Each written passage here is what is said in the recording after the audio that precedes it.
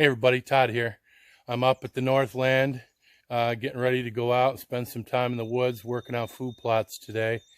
It's May 15th, 2020, and it's probably about 10 o'clock in the morning. We got a lot of rain overnight, but things are looking pretty good. It's partly cloudy. They're talking about a little bit of light breeze later. That'll be helpful because we got mosquitoes coming.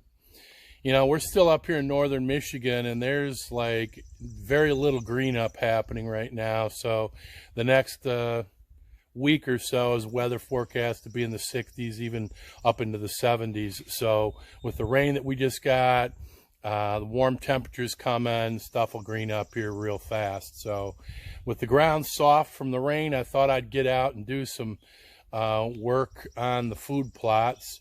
So I'll have you tag along a little bit, and I'll take a clip here and a clip there. So here's my setup for the day. I got the Harrow rake in the bucket. I'll take that out with me. I've got the Groundhog Max on the back, the disc there.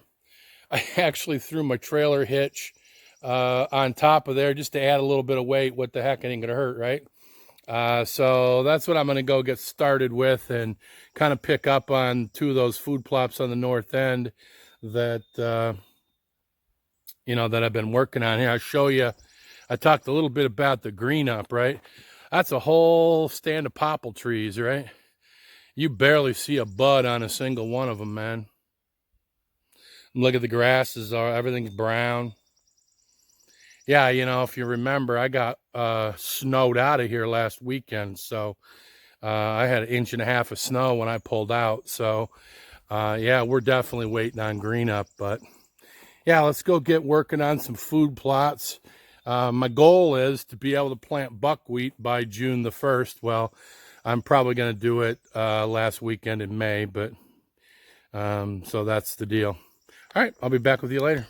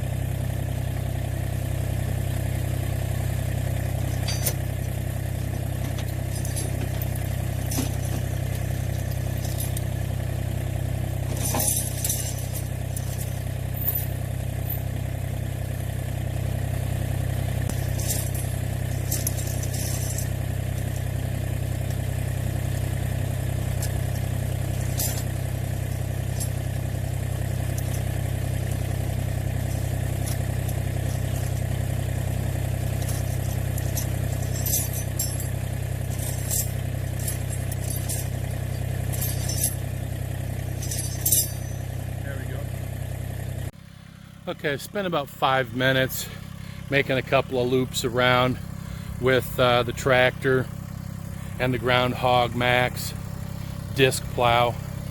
I mean, this is still pretty hard ground in here. Even though it's sand, it's been packed down for years.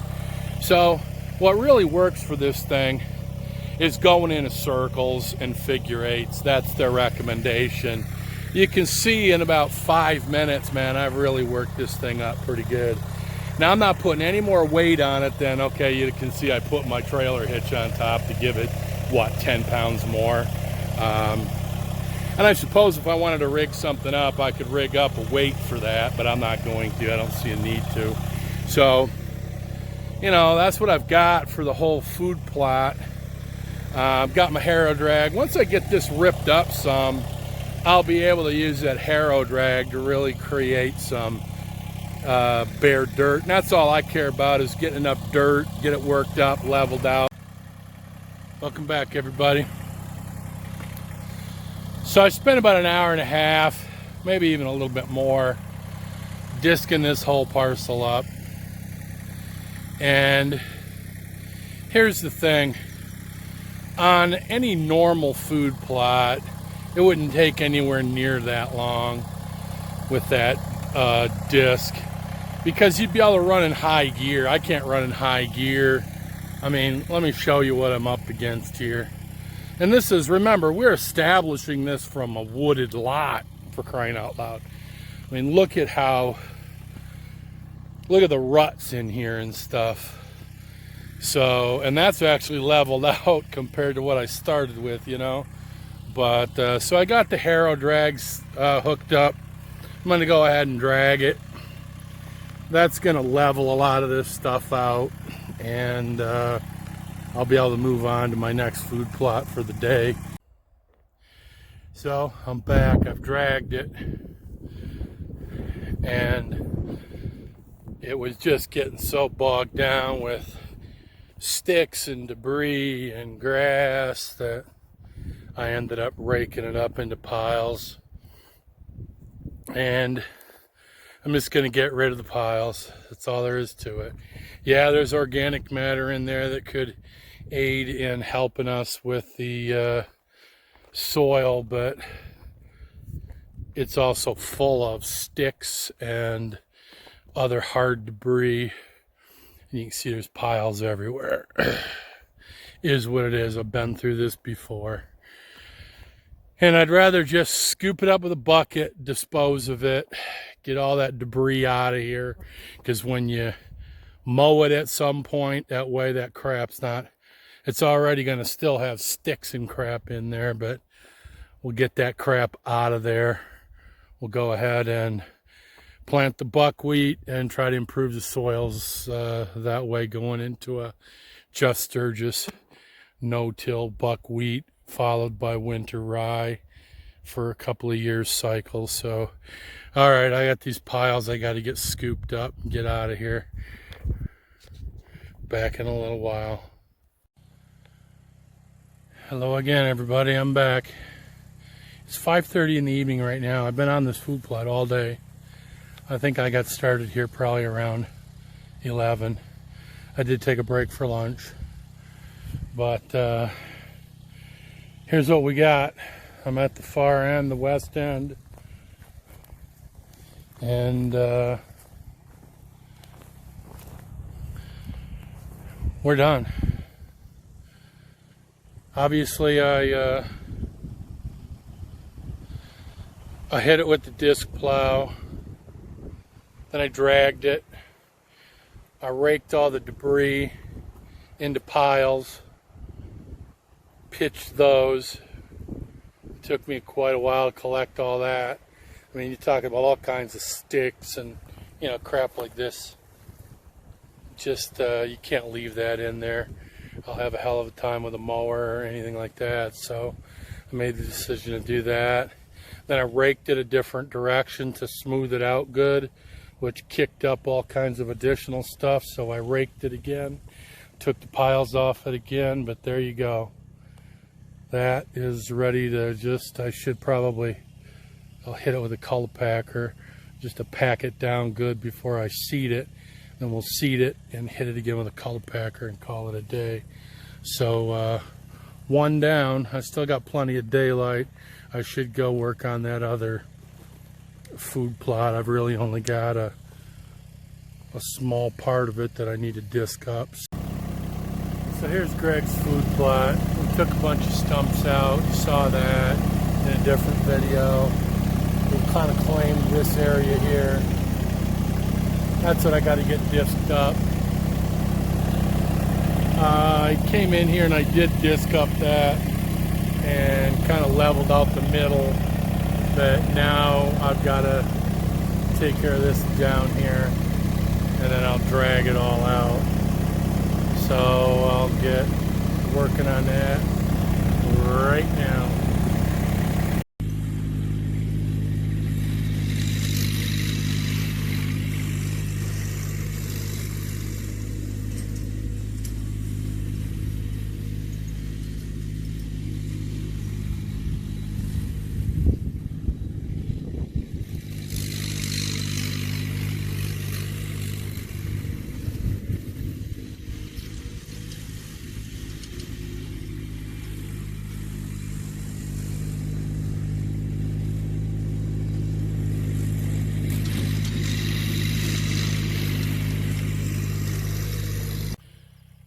Welcome back.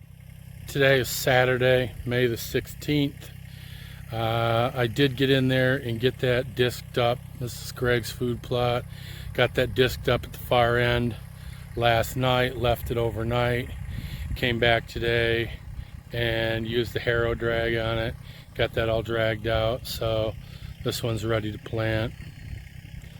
So, moving on to another one. Okay. Thought I'd come back quick and just show you the Harrow drag in case you're not familiar with what a Harrow drag is. That one I think is 6 feet by 4 feet, and you can see all the debris that's caught in it. But it does a pretty good job, and you can see how long the teeth are on that thing. They're really works great. Because we're in such sandy soil, the only time we're really going to disc is to open up a new food plot, and very rarely beyond that, because you don't want to be turning topsoil, because you can see this is predominantly sandy. We have added some topsoil in here over the last couple of years, but certainly down there where we broke new ground, there wasn't much topsoil to begin with. So what we'll do when we aren't going no-till is we'll use that Harrow drag. We'll come in, spray off and kill the weeds, and then just go ahead and drag it down so that we turn some dirt. This is way more dirt than we would ordinarily do, but as long as we've got some dirt in amongst the grasses that are still in there, that'll be good for the seed to make contact with the soil, and that's all we really need. So but that's the Harrow drag right there. So you can see it's done a nice job of taking what was here and you know, knocking all of the chunks down from the disc, and then dragged it out good. So I will hit this with a cultipacker, which will pack all this kind of loose powdery ground. It'll run 450 pounds of, it's like rolling your yard, only it's got grooves in it. So okay, I'll try to get that later. So I'm taking you down Ned's trail here. We worked on the north end food plots. I showed you that just a little earlier. I'll take you back here. We're down on the north end. Give you an idea what some of our trails are like. This is a heavily wooded area. Hopefully I won't hit a stump on my way through here. So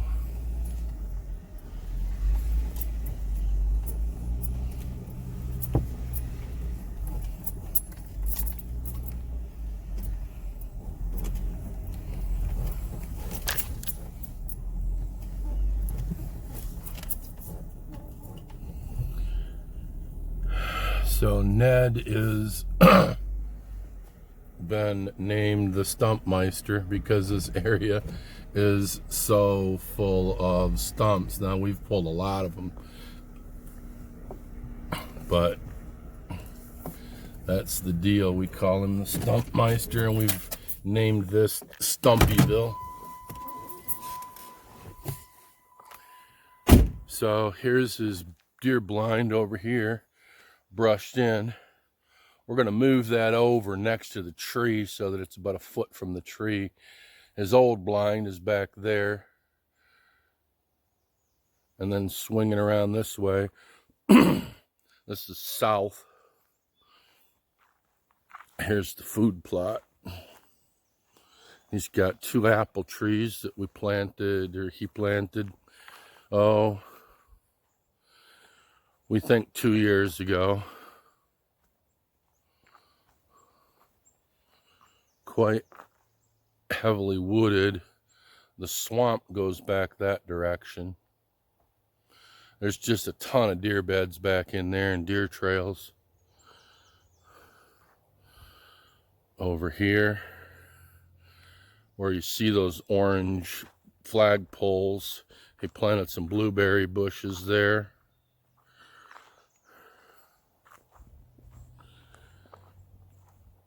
Got some trail cameras up on the trees. There's his 2 apple trees. Then he's got raspberries down in here, blackberries and raspberries, I think. That's the Buddha blind. There's a story behind that I'll tell one day.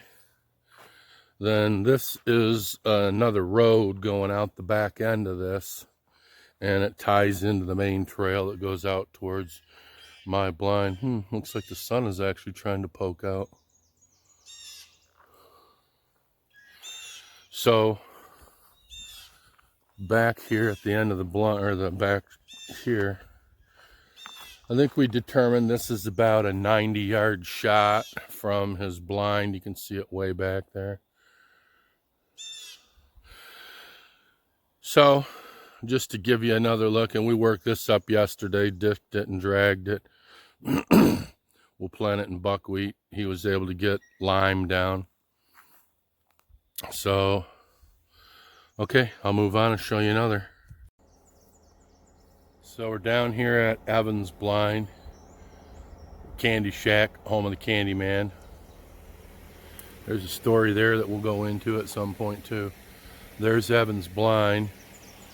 The trail comes from that way.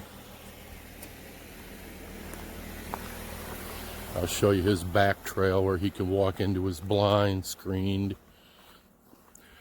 Just back that way about 50 yards, I had, when I was driving up here, I had 3 coyotes cross the trail. That's something rare. It's 8:30 in the morning. You don't usually see those guys out in the daylight, although I don't know, we're not out here 24/7, so that could be their normal pattern for all I know. So, okay, here's this food plot. It starts down this part right here. You can see that's still planted in from last year. I dragged this up yesterday. He's got his blind at the top of the hill. The hill comes down there. This area over here to the right, where I'm showing you right now, there's usually a heck of a deer trail beating right through here, and it runs straight up there. You can see that dead tree runs past that. But that's all newly claimed area over there. I took a lot of debris and deadfall and stumps out of here this spring. So that's a nice, once this all heals up and the ferns come up and everything buds out, it'll look a lot nicer out here. So he's got a little swoop back there. Then it goes down to the other end. So it's a pretty good sized space. You got swamp back in there, a little bit of high ground, woods that leads into swamp, and there's a river, a creek that permanently flows that direction. It's probably, 200, 300 yards through the woods. Then he's got the hill, and you can see, and then I'm back all the way around. So, yeah, pretty good plot. Okay, I'll move on to the next one. So I've shown you 4. This is the 5th deer blind. This is mine. I planted some clover along in here last fall. You can see that's up. Mine's the only one that hasn't been worked up at this point. The old crowd here, the old guys, when I built this, named it the Todd's Mahal, and so that has stuck. Everybody kind of has a nickname out here. They're blind in the hunting area does. You can see this is really nice and green. There's a lot of clover in there There's some holdover winter rye. So remember, it just hasn't greened up much here. So the deer have been just absolutely pounding this food plot. So this trail, if you keep going straight, you're going south. Evans Blind is down there about 150 yards or so. Kind of a side trail coming in. There's deer trails all through there. I'll kind of spin it around here and show you what's what. So back end, that's facing east. Harrow drag, I left it there so I can do some work here next weekend. And then there's the blind all brushed in.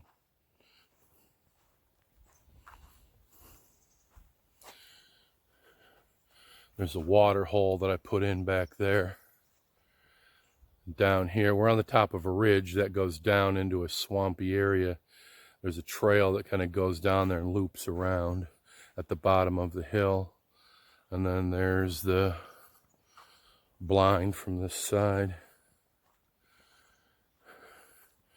So that's a look at most of our hunting areas and food plots. There are a couple more blinds on the property that don't get hunted, but so there's that clover. Okay, thanks for tagging along.